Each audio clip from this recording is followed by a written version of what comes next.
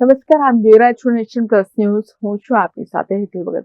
બાંગ્લાદેશમાં હિન્દુ અલ્પસંખ્યકો પર અત્યાચારનો મુદ્દો સાવલીમાં પણ ઉઠ્યો છે.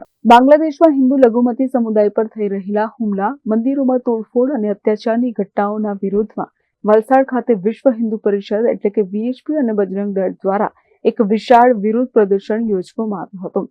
આ ઘટનાઓના ભારતમાં પણ ઘેરા પ્રત્યાઘાતો જોવા મળી રહ્યા છે. આ વિરોધ પ્રદર્શન દરમિયાન રોષે ભરાયેલા કાર્યકરોએ બાંગ્લાદેશ સરકારના પુતળાનું દહન કર્યું હતું. તો પ્રદર્શનકારીઓએ બાંગ્લાદેશમાં હિન્દુઓ પર થઈ રહેલા અત્યાચારો સામે પોતાનો ઉગ્ર વિરોધ નોંધાવ્યો છે. જેને લઈને હવે સાવલીમાં પણ આંતરરાષ્ટ્રીય હિન્દુ પરિષદ અને બજરંગ દળ દ્વારા મામલતદારને આવેદનપત્ર આપી તેઓ મેદાને આવ્યા છે. તખ્તાપલટ બાદ હિંસા, હત્યાની 88થી વધુ ગંભીર ઘટનાઓનો દાવો છે. મંદિર તોડફોડ, ઘરો સળગાવવાની ઘટનાઓમાં વધારો નોંધાયો છે. તો હિન્દુ યુવાન દીપુચંદ દાસની હત્યા બાદ સળગાવ્યાનો આક્ષેપ પણ કરવામાં આવ્યો છે.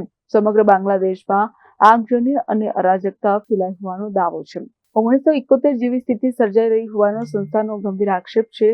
આ ગંભીર આક્ષેપ આવેદનપત્રમાં કરાયો છે. તો વધુમાં કટ્ટરપંથી તત્વો દ્વારા ભારત વિરોધી ષડયંત્ર રચાતું હોવાનો ઉલ્લેખ છે. ભારત સરકારને બાંગ્લાદેશમાં હિન્દુઓની સુરક્ષા માટે તાત્કાલિક પગલાં લેવા અપીલ કરવામાં આવી છે.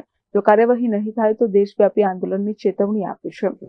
આજરોજ આંતરરાષ્ટ્રીય વિશ્વ હિન્દુ પરિષદ દ્વારા જે બાંગ્લાદેશમાં હિન્દુઓ પર અત્યાચાર થાય તેને લઈને આવેદનપત્ર અમે મામલતદારશ્રીને સુપ્રત કરેલું છે. અમારી માંગણી છે કે હિન્દુઓને ન્યાય મળે.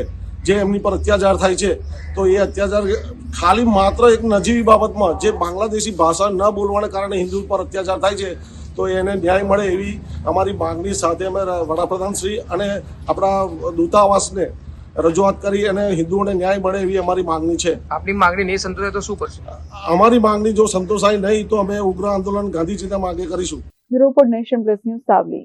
સમાચારોના સતત અપડેટ મેળવવા માટે અમારી નેશન પ્લસ ન્યૂઝની YouTube ચેનલને સબસ્ક્રાઇબ કરો, બેલ આઇકન દબાવો અને જોડાયેલા રહો Facebook, Instagram અને Twitter પર.